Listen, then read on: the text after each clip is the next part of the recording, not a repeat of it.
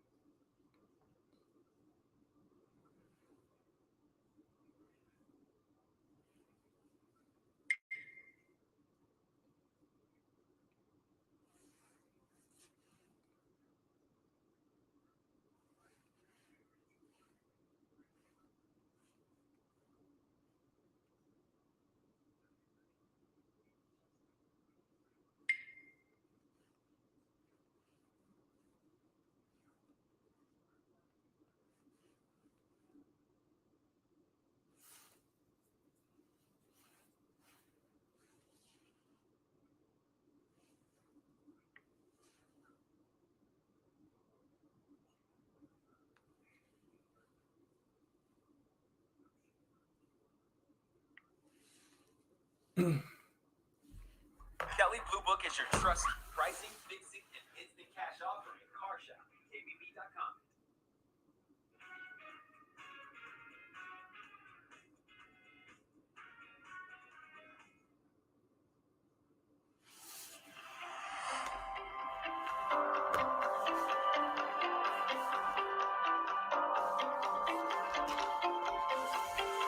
Alright, so today we're gonna be talking. We're gonna be touching base.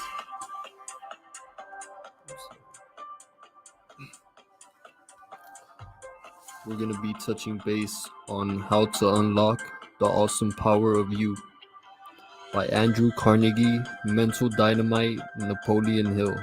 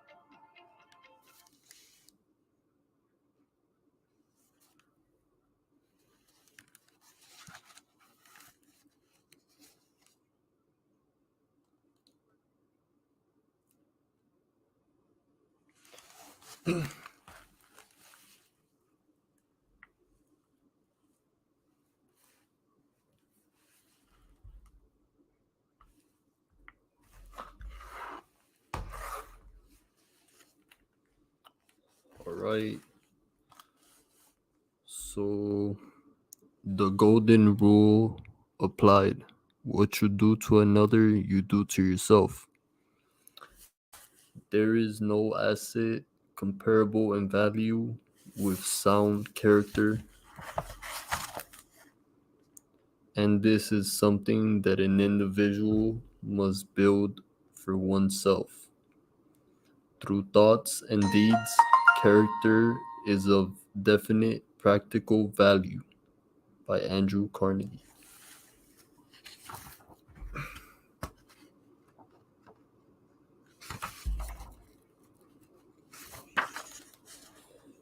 The golden rule applied.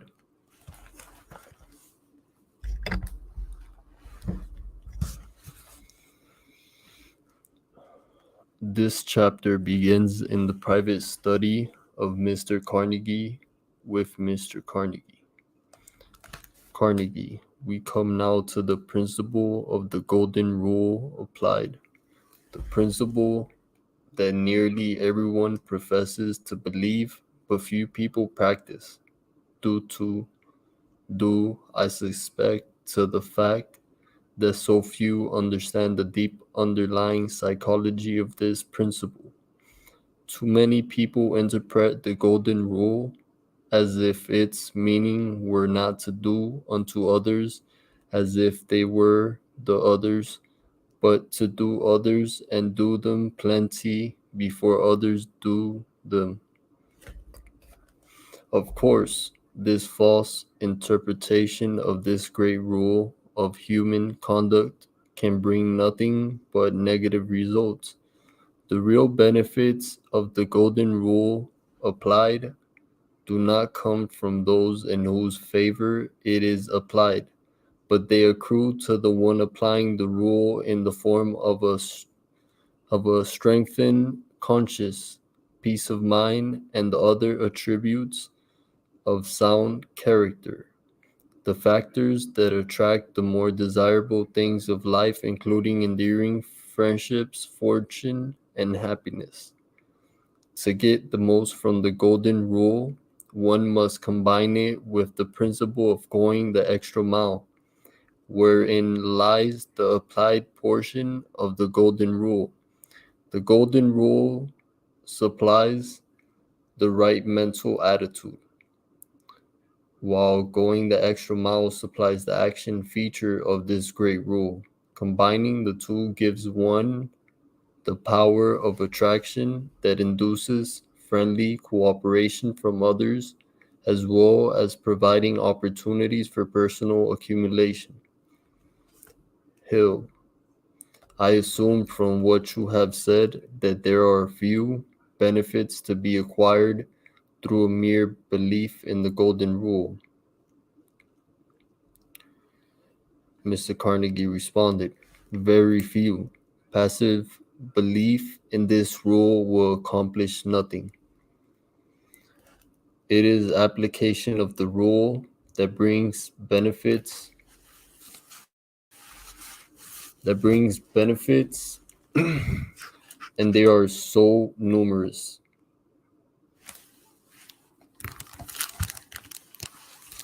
Right. Numerous and varied, that they touch the life through almost every human relationship. This rule opens the mind for the guidance of infinite intelligence through faith, develops self-reliance by building a better relationship with one's conscience, builds a sound character sufficient to sustain one in times of emergency, develops a more attractive personality, attracts the friendly cooperation of others in all human relationships, discourages unfriendly opposition from others, gives one peace of mind and freedom from self-established limitations, make one immune to the more damaging forms of fear, since the person with a clear conscience seldom fears anything or anyone, enables one to go to prayer with clean hands and a clear heart,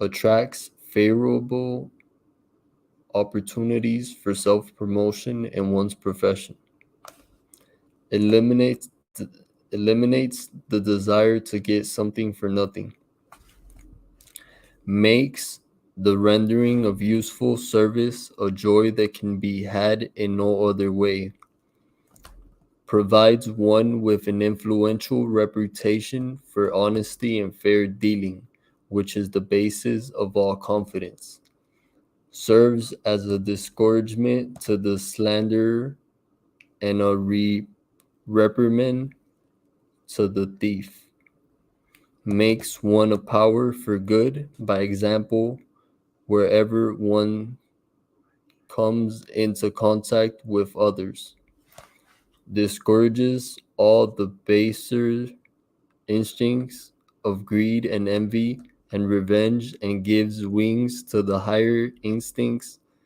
of love and fellowship. All right, on to the next page. Enables one to recognize the joys of accepting the truth that everyone is and by right should be one's brother's keeper. Establishes a deeper personal spirituality.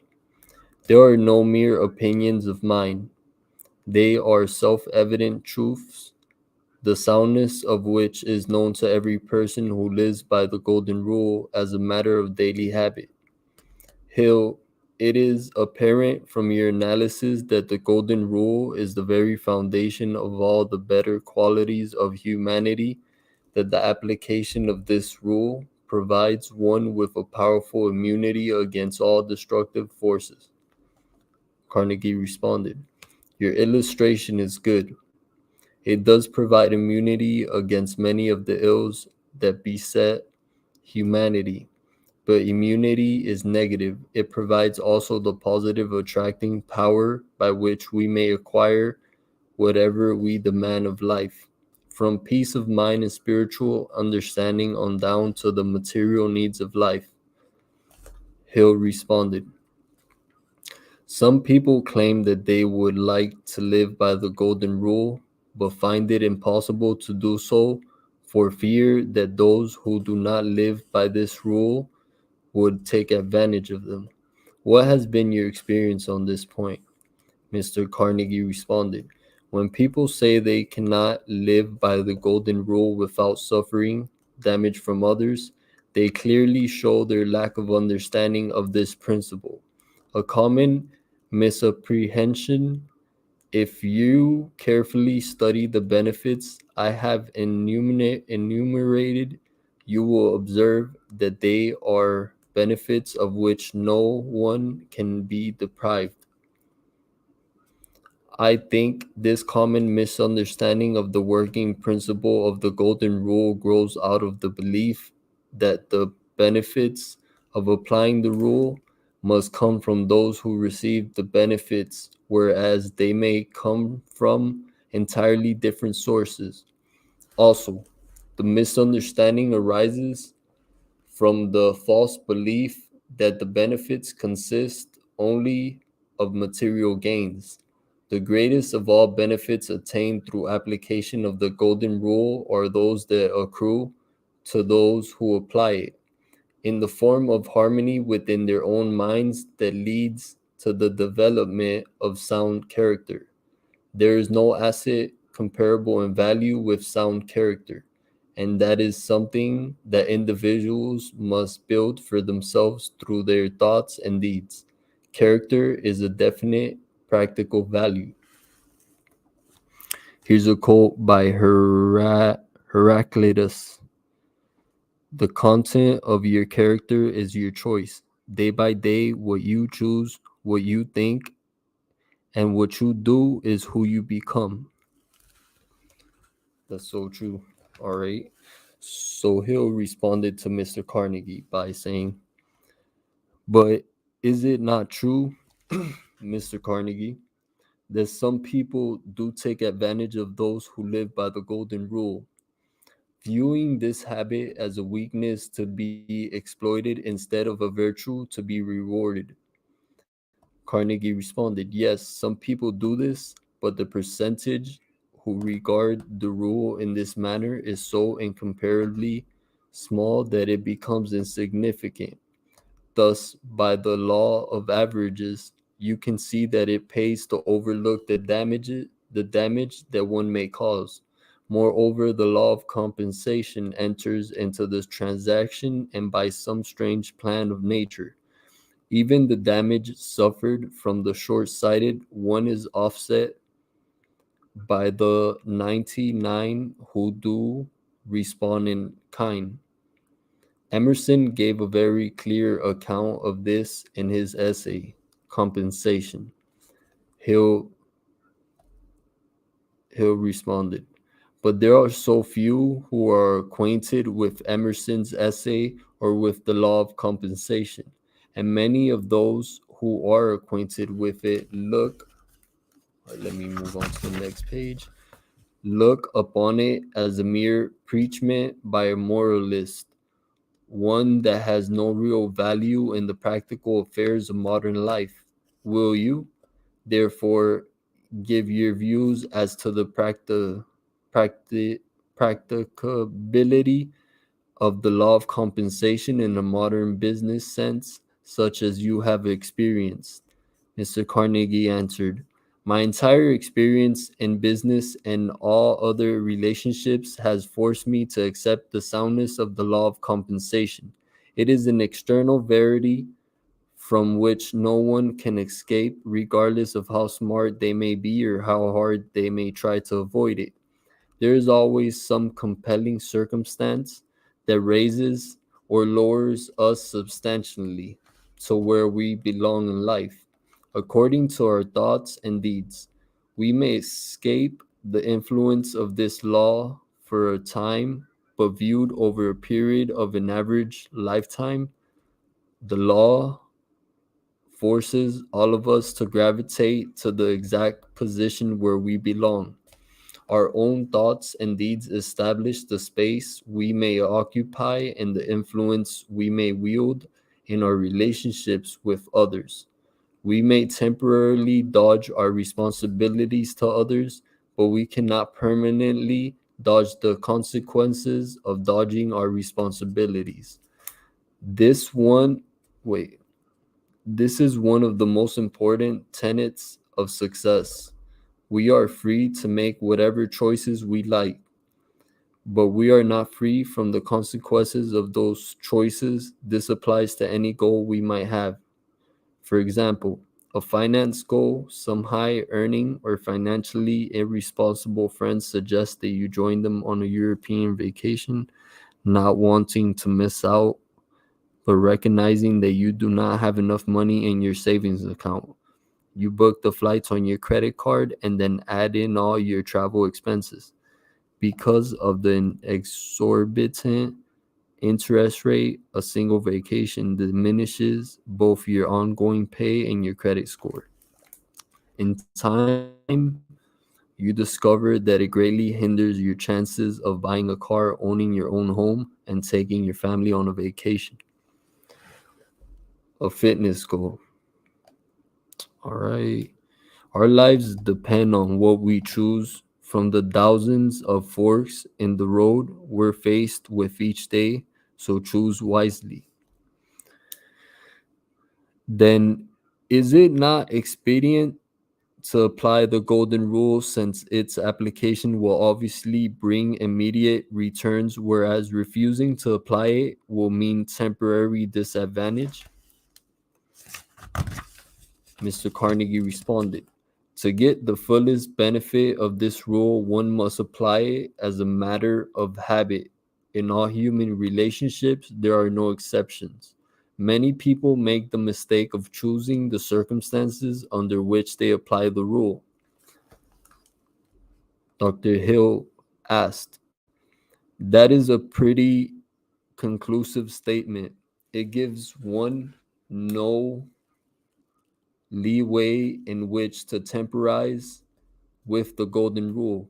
We must either go the whole way or suffer from the results of our neglect. That is that is correct. And let me warn you that we are all confronted with circumstances that tempt us to neglect to apply the golden rule as a means of temporary expediency. However, it is fatal to yield the temptation others may not know of the yielding. But our own conscience knows if the conscience is overridden, it becomes weak and fails to serve the purpose of guidance for which it was intended. We should never try to deliberately deceive others, and what is more important, we cannot afford, under any circumstances, to try to deceive our own conscience, since doing so can only weaken the source of our guidance. Those who try to deceive themselves are as unwise as the person who would slip poison into their own food. Here's a quote by Margaret Wheatley. Relationships are all there is. Everything in the universe only exists because it is in relationship and everything else. Nothing exists in isolation. All right, so Hill asked, obviously, you believe, Mr. Carnegie, that one can apply the golden rule in all human relationships and still prosper in this age of materialism? Mr. Carnegie responded, I could not state it just the way just that way, I would make the statement stronger by saying that those who live by the golden rule, mind you, live by it as a matter of principle, will be bound to prosper within the limits of their own individual capacity, whatever that may be. The results of applying the golden rule will accrue automatically and from sources that are often the least expected. Dr. Hill asked. That is a pretty definite statement, Mr. Carnegie. Your own achievements prove that the golden rule can be applied in a material age such as this with profit. I am assuming, of course, that you have always lived by the golden rule, but I should like to have an expression from you about this. Mr. Carnegie responded. It is a poor teacher indeed who teaches one thing and practices the opposite. My first understanding of the golden rule was acquired from my mother at an early age. Before I came to America, my real knowledge of its soundness came from my experience in applying it to the best of my ability and understanding. Have you ever suffered temporary loss by applying the golden rule? Mr. Carnegie responded, Oh, yes, many times, but I am glad you said temporary loss, because I cannot truthfully say that on the whole I have ever lost anything from living by the golden rule. Such losses as I have sustained from an occasional circumstance under which the rule was applied without a direct response have been repaid many times from other circumstances in which the response was abundant. Let me give you an example of what I mean. When I first entered the steel manufacturing business, the price of steel was around $130 per ton. That price seemed much too high, so I began looking for ways and means of lowering it.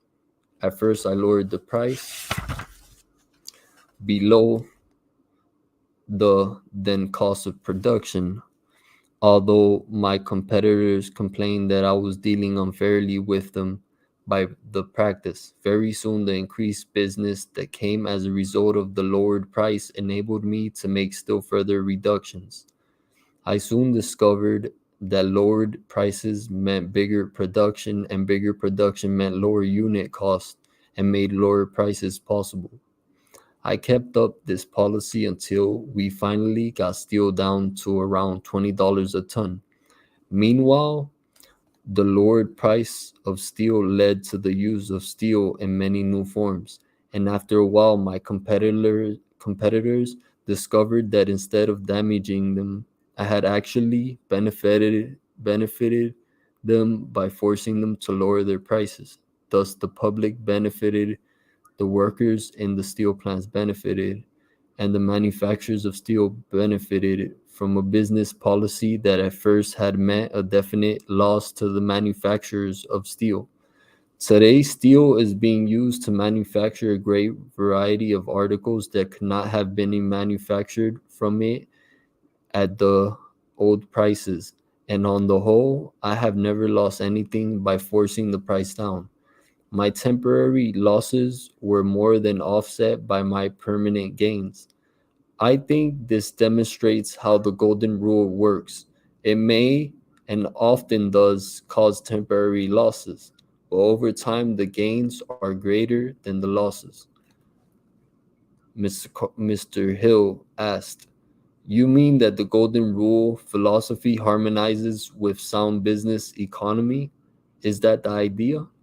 Mr. Carnegie responded, That's precisely the idea. And if you wish to see how it works out, keep your eye on Henry Ford and watch what happens to his business. He has adopted a policy of giving the public a dependable automobile at the lowest price at which automobiles have been sold. He is putting fine materials and workmanship into his product, and the public will reward him with its patronage no matter how many competitors he may have. Mr. Ford will prosper beyond the expectations of most of those who are now criticizing him. This is prophecy. but you watch it and see it for yourself that it is a sound prophecy. Mr. Ford is likely to dominate the automobile industry, and he will be sure to do so unless some other far-sighted manufacturer comes into the field and follows his example.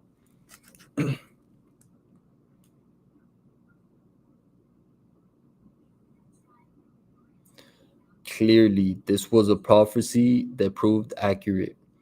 Henry Ford built a company with such strong fundamentals that in 2020, more than 7 decades after his passing, the Ford Motor Company employs more than 200,000 people, manufactures more than 6 million vehicles each year, and remains one of the largest automobile companies in the world.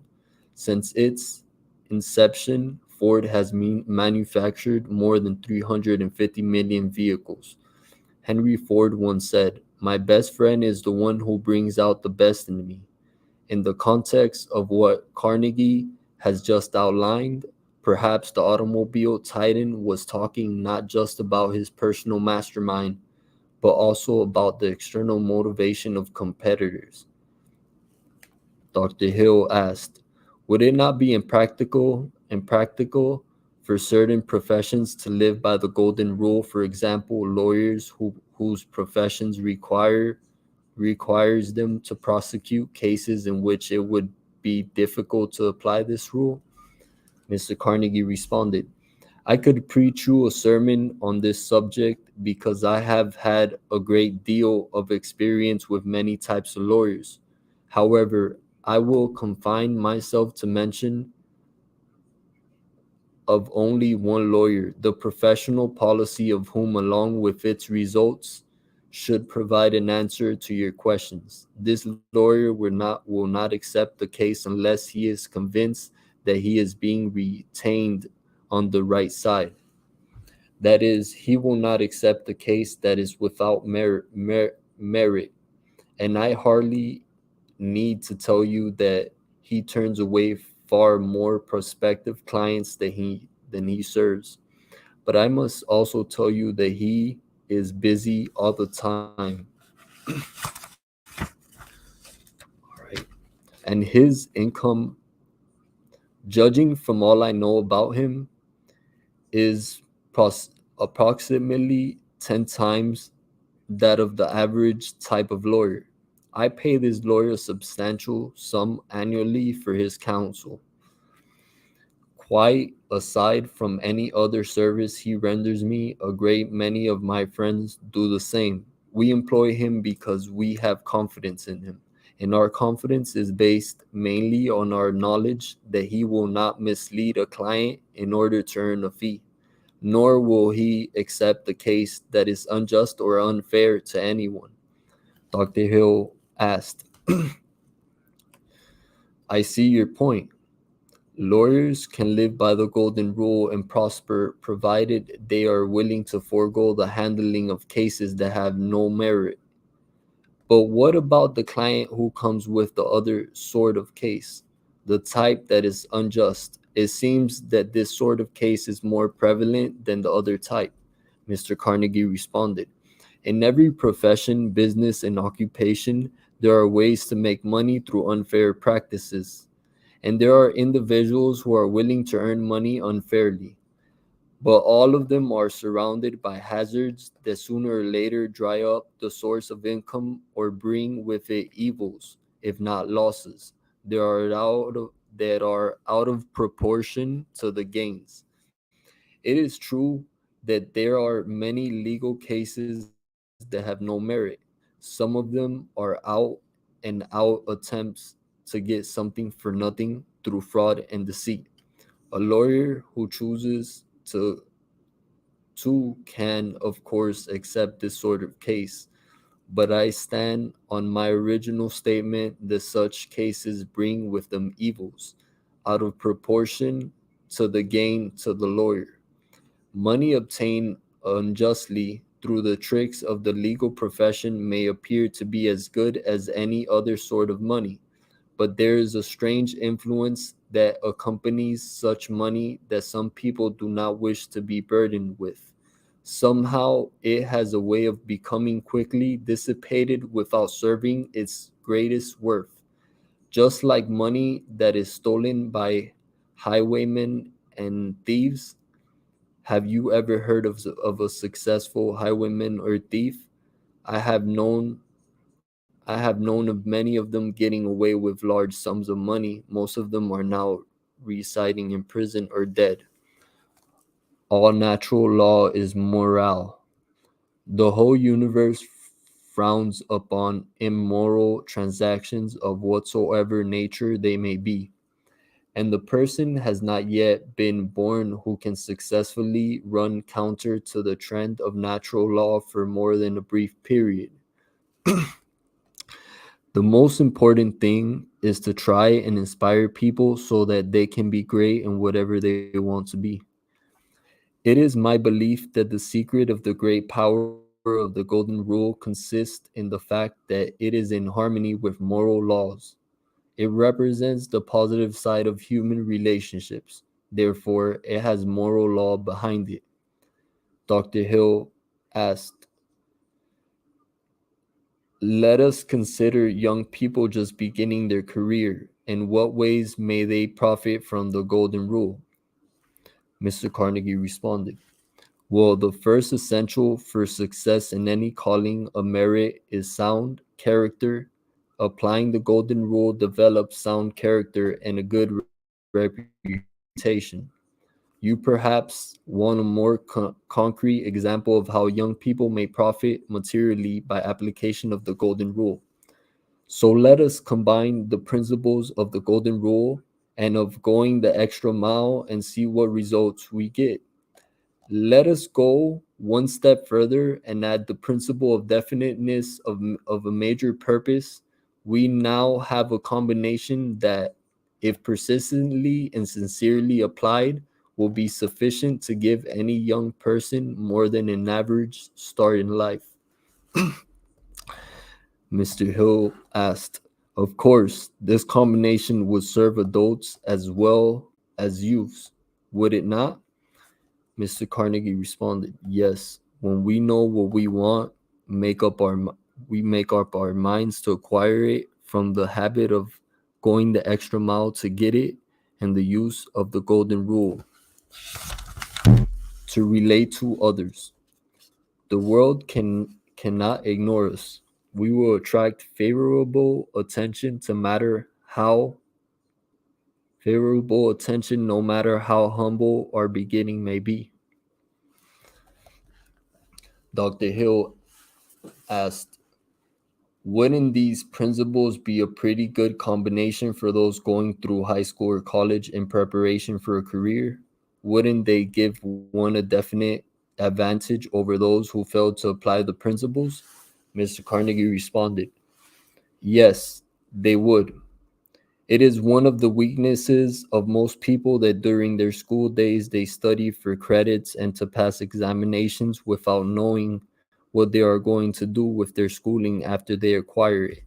It is my notion that most purposeless action is wasted no matter when or where it is performed. The go-getters, as the world calls alert, dynamic, and successful people, move with a definite purpose and rac-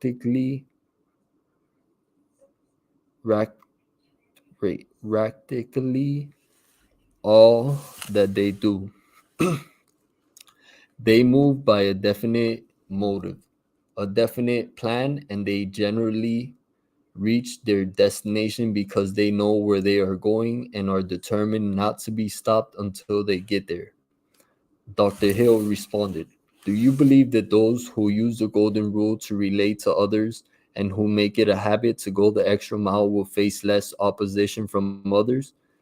Mr. Carnegie responded, generally, they will have practically no opposition from others. On the contrary, they will have the willing and friendly cooperation of others. That has been the history of those who live by these two rules. Mr. Hill asked,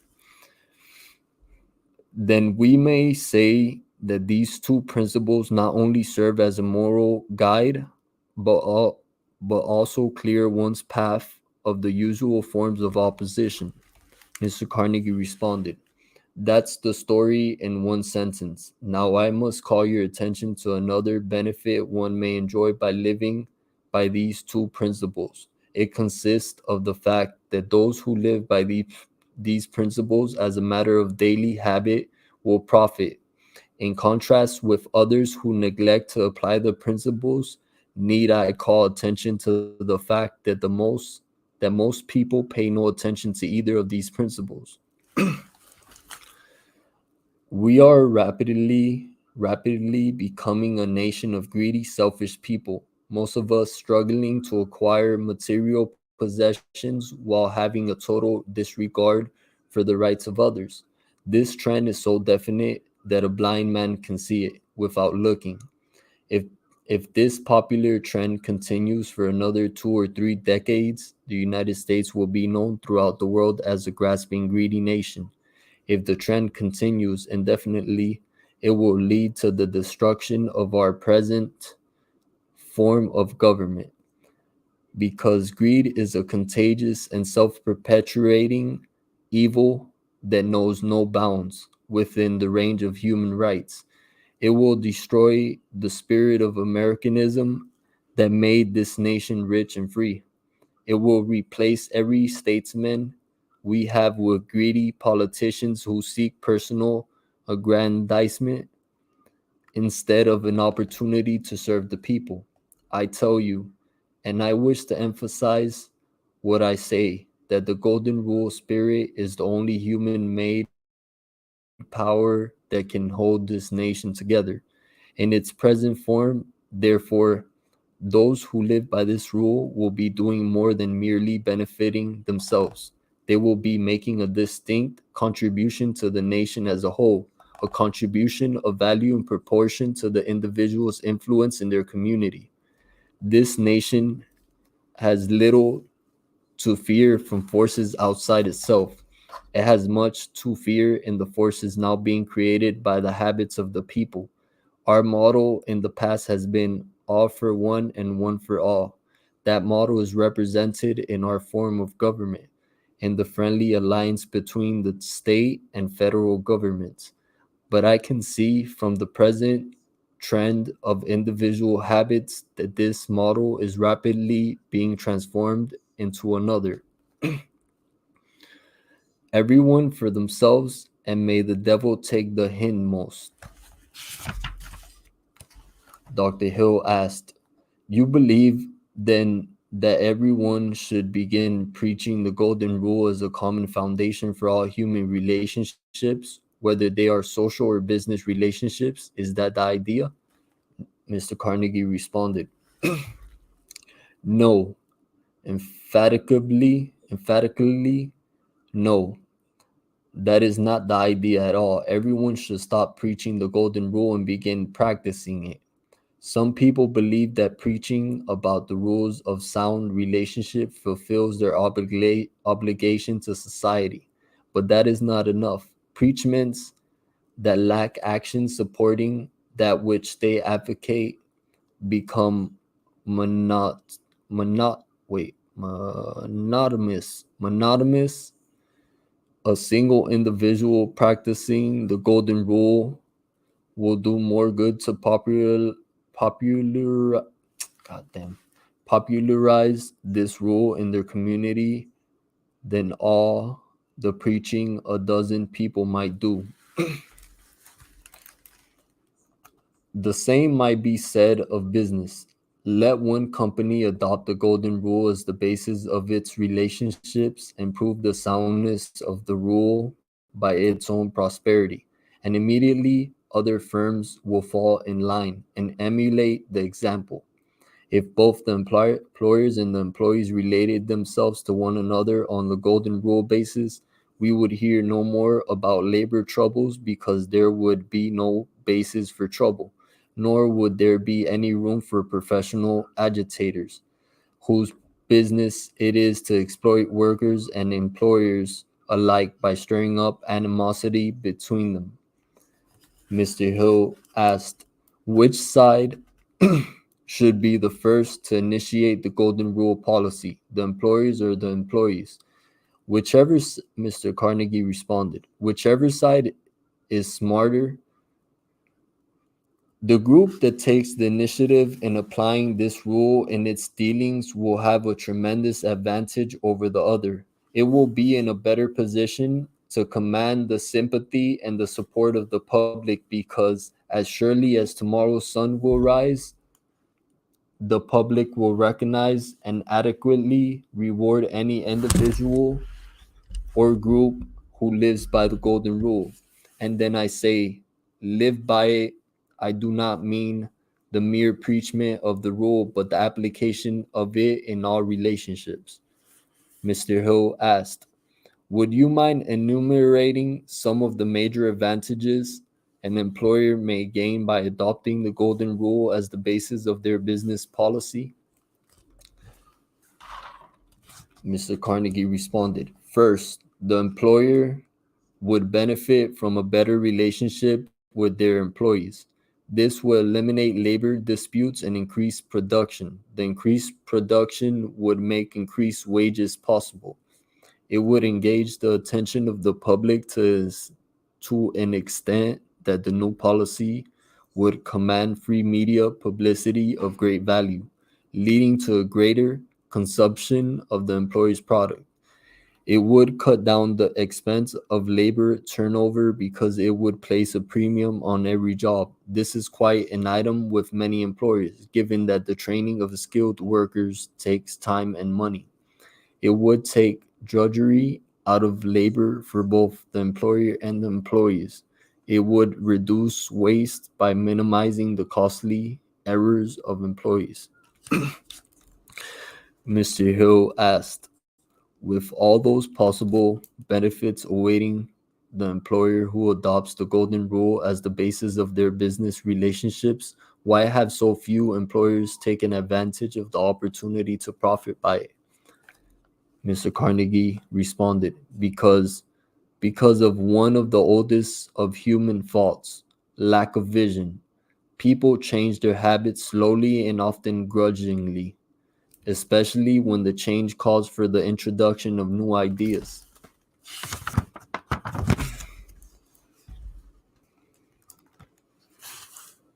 In the increasingly competitive world of business, companies look for every advantage to get ahead as they seek to appease financial analysts with their quarterly earning reports. Unfortunately, this short-sighted focus, typically size or quality of the product, and hoping that no one notices, paying the minimum wage, and investing in automation to make the human touch obsolete.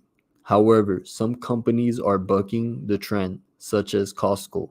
The American retailer now operates in more than a dozen countries, and its success is due in large part to its holistic strategy and long-term vision.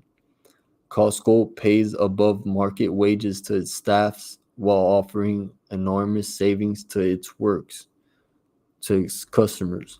All right. So Mr. Hill asked, and you believe that the introduction of the golden rule as the basis of business relationships would be a new idea? Mr. Carnegie responded, it would be an old idea given a new use. One of the difficulties we have had in connection with the adoption of the golden rule as the basis of business relationships is that most people have associated this rule with the preachments concerning dogma and creed, overlooking entirely the possibilities of this rule as an economic force. The golden rule is broader than any dogma, deeper than any religion, yet it has in it something of the finer spiritual qualities of humankind. Mr. Hill asked, you believe then that the golden rule should be taken out of the pulpit and into the field of every profession? Mr. Carnegie responded, well, the pulpit has done only fairly well with it, considering that it has been preached for nearly 2,000 years, I would say that it in the pulpit for whatever good it may do there, but give it a broader application in the practical affairs of daily life. Mr. Hill asked, "What do you believe would happen, Mr. Carnegie, if a labor leader came out with the announcement that henceforth all members of their union would be required to render service on the Golden Rule basis and then carried out that promise both in spirit and in fact?" Mr. Carnegie responded, "What would happen? I'll tell you what would happen. The leader would soon gain control of organized labor. The members of the union would be in demand. The employers would be the leader's friend, and so would the public. That's precisely what would happen. But mind you, the announcement would have to be backed with deeds. No mere gesture would do the leader any good. It makes no difference what the person's calling may be or whether the person is an employer or an employee or from the upper or the lower economic class. There are no patent rights on the Golden Rule. It is the property of anyone who wishes to adopt it. If someone procured a patent right on this rule, you would see others infringing on the patent in a hurry."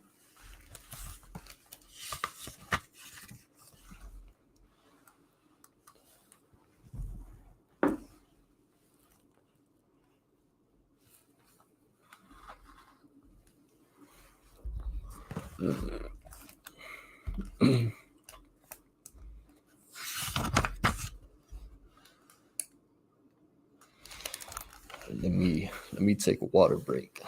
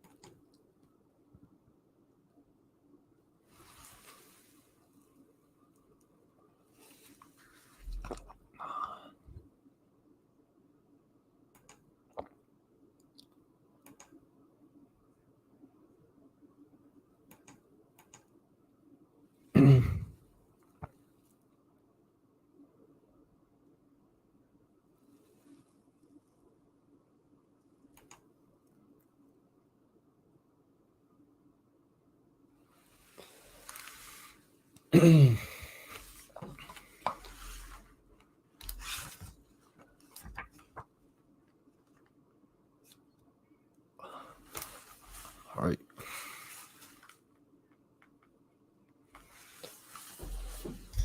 All right, guys. So that's all for today. Thank you so much for tuning in. See you guys on the next one. Peace.